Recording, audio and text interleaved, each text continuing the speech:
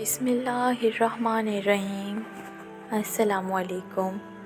سیرت النبی صلی اللہ علیہ وآلہ وسلم۔ آج کا عنوان ہے چاند دو ٹکڑے ہو گیا۔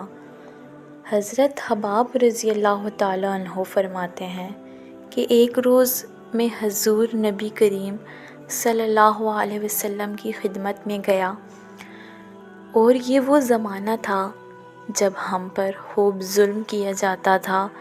میں نے آپ صلی اللہ علیہ وسلم سے عرض کیا، اے اللہ کے رسول، کیا آپ ہمارے لیے دعا نہیں فرماتے؟ میرے الفاظ سنتے ہی آپ صلی اللہ علیہ وسلم سیدھے ہو کر بیٹھ گئے۔ آپ کا چہرہ مبارک سرخ ہو گیا۔ پھر آپ صلی اللہ علیہ وسلم نے فرمایا، تم سے پہلی امت کے لوگوں کو اپنے دین کے لیے کہیں زیادہ عذاب برداشت کرنے پڑے۔ ان کے جسموں پر لوہے کی کنگھیاں کی جاتی تھیں، جس سے ان کی کھال اور ہڈیاں الگ ہو جاتی تھیں، مگر یہ تکالیف بھی انہیں ان کے دین سے نہ ہٹا سکیں۔ ان کے سروں پر آرے چلا چلا کر ان کے جسم دو ٹکڑے کر دیے گئے، مگر وہ اپنا دین چھوڑنے پر تیار پھر بھی نہ ہوئے۔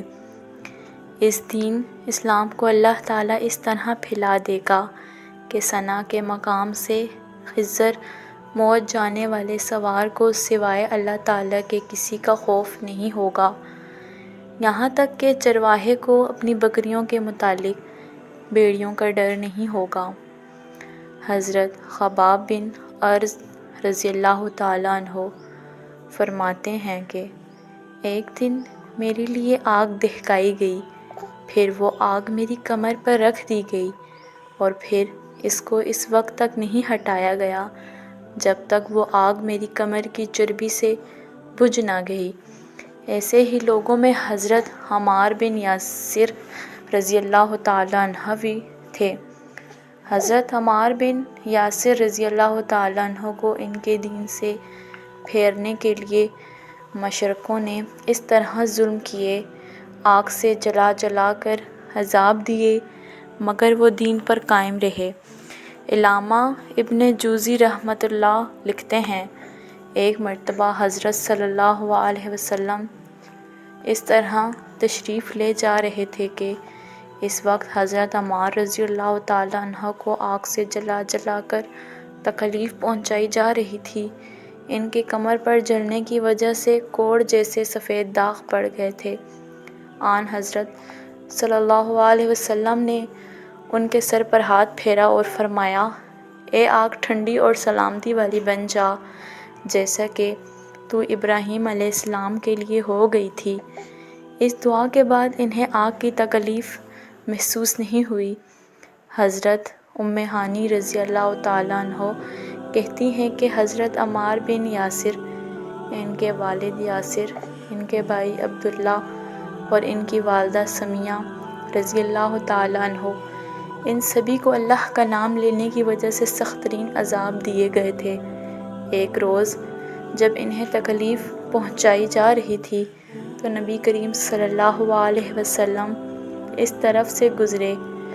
آپ نے ان کی تکلیف کو دیکھ کر فرمایا، اے اللہ، آل یاسر کی مغفرت فرما۔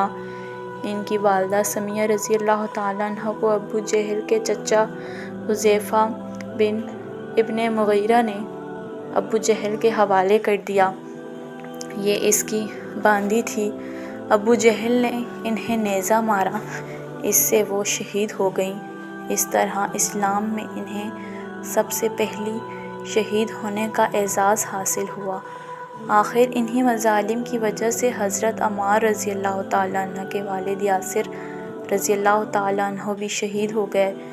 اپنے ان مظالم اور بدترین حرکات کے ساتھ ساتھ یہ لوگ حضور اکرم صلی اللہ علیہ وسلم سے معجزات کا مطالبہ بھی کرتے رہتے تھے۔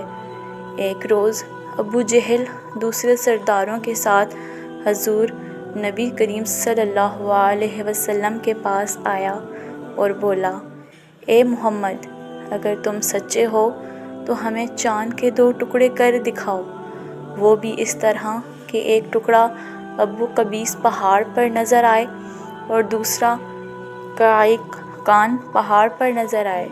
مطلب یہ تھا کہ دونوں ٹکڑے کافی فاصلے پر ہوں تاکہ اس کے 2 ٹکڑے ہونے میں کوئی شک نہ رہ جائے۔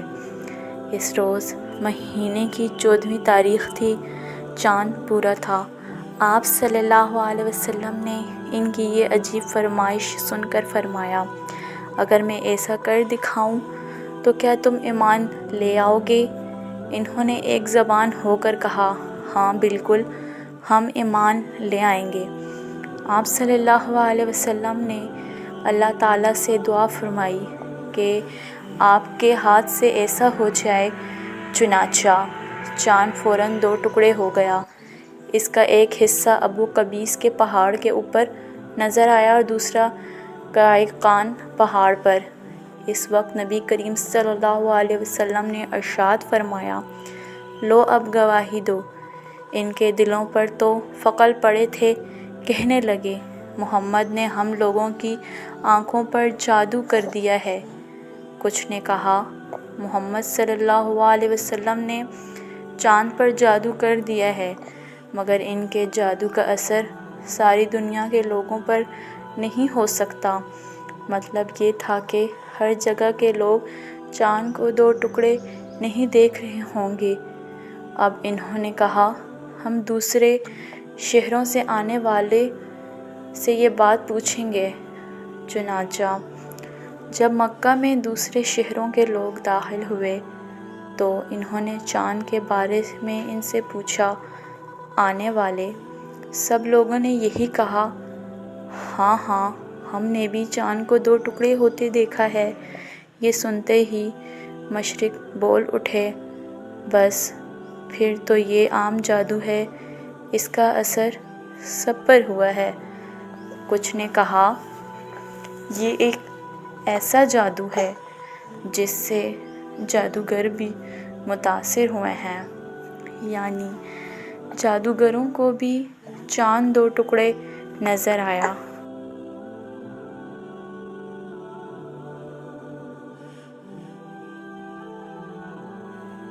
اس پر اللہ تعالیٰ نے سورہ قمر کی آیت نازل فرمائی جس کا ترجمہ کچھ یوں ہے۔ ترجمہ: قیامت نزدیک آن پہنچی اور چاند شک ہو گیا، اور یہ لوگ کوئی معجزہ دیکھتے ہیں تو ٹال دیتے ہیں اور کہتے ہیں یہ جادو ہے جو ابھی ختم ہو جائے گا۔ مختلف قوموں کی تاریخ سے یہ بات ثابت ہوتی ہے کہ چاند کا 2 ٹکڑے ہونا صرف مکہ میں نظر نہیں آیا تھا، بلکہ دوسرے ملکوں میں بھی اس کا مشاہدہ کیا گیا تھا۔